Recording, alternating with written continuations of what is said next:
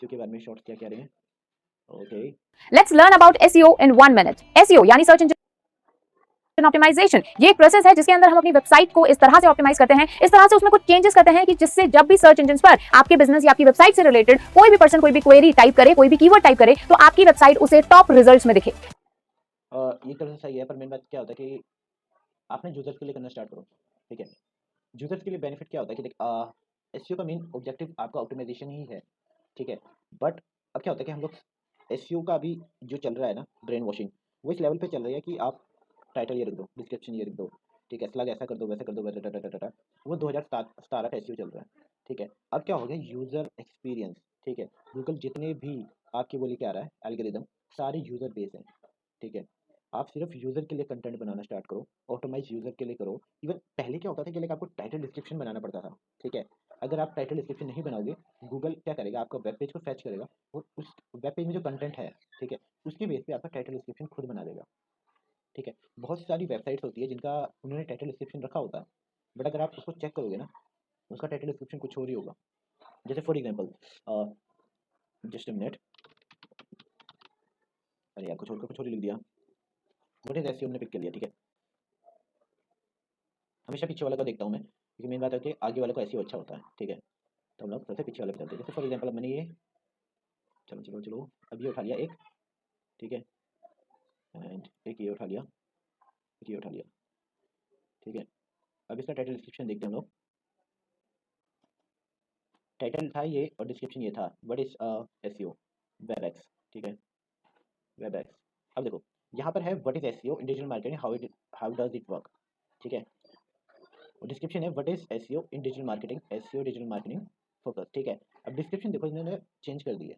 ठीक है, तो दैट्स मीन इसमें क्या होता है कि आपका जो आपका टाइटल है, ठीक है, वो सर्च इंजन को मेक सेंस लगा कि हाँ जो आपने टाइटल दिया है ना, उसमें केवल स्टफिंग नहीं है और ये सेंसेबल है, इस वेब पेज को डिफाइन अच्छे से कर रहा है टाइटल।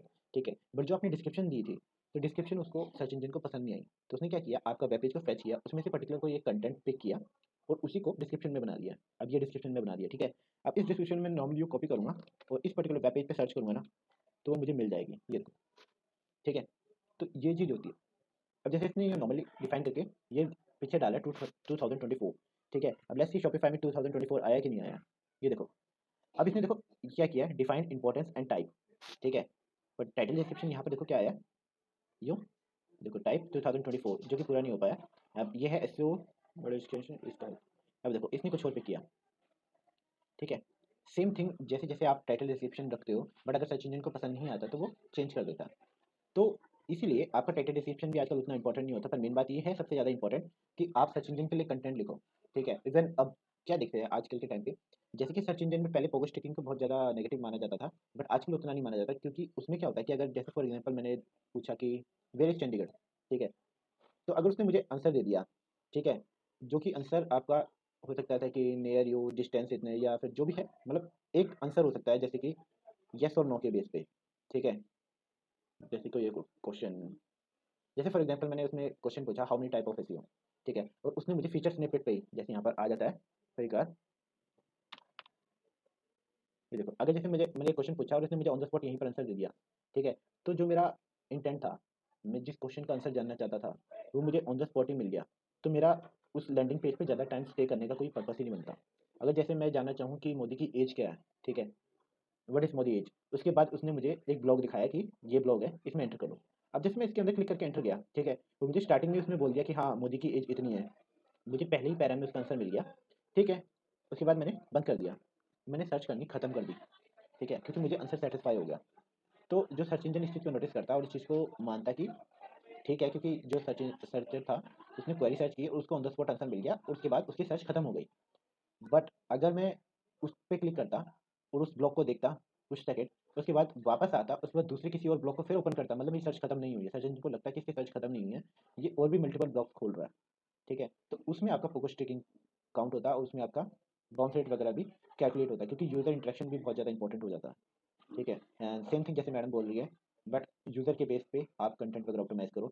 ज़्यादा एसईओ पे ज़्यादा उतना फोकस मत करो कि ये चीज़ ऐसी होती है, वो चीज़ ऐसी होती है। पता क्या, एसईओ में इतनी ज़्यादा वो हैं रूल रेगुलेशन, आप उसको फॉलो करते रहोगे ना तो आप खुद बहुत ज़्यादा उलझ जाओगे। ठीक है, ये मेरा सिर्फ पर्सनल एक्सपीरियंस है। ठीक है, क्योंकि क्या होता है कि बहुत से हमारी ऐसी इंडस्ट्री में पूरी मिथ से फैली हुई है।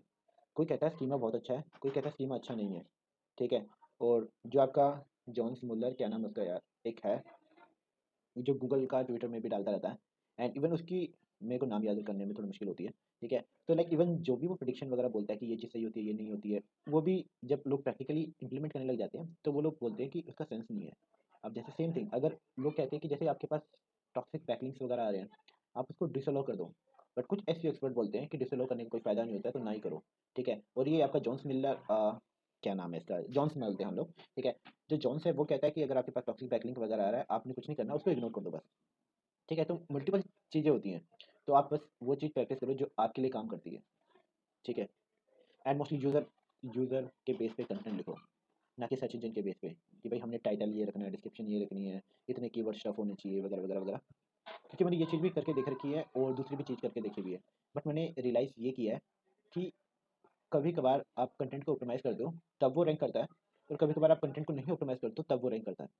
आई नो ये थोड़ा पागलपंती वाला आंसर है, बट रियलिटी यही है। तो आप ट्राई करो कि फर्स्ट आप विदाउट ऑटोमेटिंग उसको पब्लिश करो। लेट्स सी क्या उसके इंप्रेशन है, क्या क्लिक्स हैं, ठीक है? वो रैंक हो रहा है, नहीं हो रहा है, ठीक है? उसको 1 हफ्ता रहने दो। इंडेक्सेशन चेक करो, ठीक है? लास्ट टाइम कब इंडेक्स हुआ था। जब ले इंडेक्स हो जाए, उसके बाद 1 हफ्ता उसको ट्रैक करो कि उसकी रैंकिंग क्या रही, ठीक है? उस पर्टिकुलर लैंडिंग पेज को सर्च कंसोल में कि उस पे इंप्रेशन क्या रहे वगैरह, वगैरह, वगैरह, ठीक है? तो सेम थिंग आप उसको ऑप्टिमाइज़ करो, उसके बाद चेक करो। जैसे फॉर एग्ज़ाम्पल मैंने एक लैंडिंग पेज बनाया, उसमें कंटेंट लिखा, उसके बाद उसको पब्लिश कर दिया, ठीक है? उसके बाद में 1 हफ्ता या फिर जो भी आपका टाइम ड्यूरेशन आप देख सकते हो, आप हफ्ता करोगे तो आपके पास लिमिटेड, जैसे मान लो 10 या 15 इंप्रेशन आएँगे, तो उसके बेस पे आपके पास वो कीवर्ड्स आएँगे, राइट? तो आपके पास लिमिटेड डाटा होगा, बट अगर आप 1 महीना छोड़ दोगे तो आपके पास डाटा थोड़ा ज़्यादा वाइड होगा। इंप्रेशन के बेस पे आपको पता चल जाएगा कि सर्च इंजन जो आपने लिखा हुआ है उसके बेस पे क्या समझ रहा है उसको, ठीक है? मतलब कौन सी क्वेरीज़ के लिए वो रैंक हो सकता है। उसके बाद वो इंप्रेशन को क्लिक करो, उसके बाद उसके बेस पे ऑप्टिमाइज़ करके लिखो, ठीक है? बट मोस्टली मैंने देखा है कि जब मैं कंटेंट पब्लिश करता हूँ, वो ऑटोमेटिकली ही ऊपर-नीचे होके रैंक होने लग जाता है, क्योंकि मेन बात क्या होता है कि आप, वही है ना कि कोई भी आंसर सही होता नहीं है। क्योंकि अगर जैसे आपकी वेबसाइट पर्टिकुलर ये माउस के बारे में लिख रही है, ठीक है? जैसे फॉर एग्ज़ाम्पल अगर आप माउस के बारे में लिख रहे हो, आपका पूरा ब्लॉग ही माउस, माउस, माउस, माउस के बारे में लिखा हुआ है। वायरलेस माउस, ये माउस, वो माउस, राइट माउस, पता नहीं कौन से माउस, ठीक है? तो उसमें क्या होगा कि अगर आप जो भी ब्लॉग लिखोगे ना, आपके पास टॉपिकल अथॉरिटी ऑलरेडी है, तो आपका ऑलरेडी ही रैंक होने लग जाएगा, ठीक है? तो ऐसी चीज़ें होती हैं। आई नो यार, फिर से बोरिंग हो गया। आई डोंट नो क्या करूँ मैं अपना, बट ये चीज़ होती है।